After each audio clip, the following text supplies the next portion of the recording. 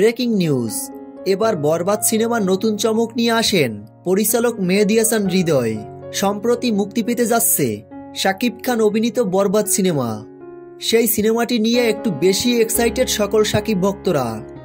সিনেমাটি কেমন হবে, সিনেমায় কয়টা গান থাকবে, কিছুই তো প্রকাশ্যে আনেননি পরিচালক মেহেদী হাসান হৃদয়। তবে একটি গোপন সূত্র থেকে জানা যায়, বরবাদ সিনেমায় থাকছে পাকিস্তানের বিখ্যাত সঙ্গীত শিল্পী আতিফ আসলামের একটি গান।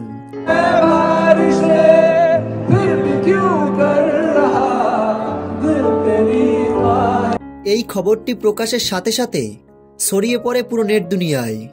এবার নতুন চমক হিসেবে বরবাদে থাকছে আতিফ আসলামের একটি গান। তো ভিউয়ার্স, বরবাদ সিনেমায় আতিফ আসলামের গান থাকছে, বিষয়টি নিয়ে আপনাদের কাছে কেমন লেগেছে? ভিডিওর নিচে কমেন্ট বক্সে কমেন্ট করে জানাতে ভুলবেন না।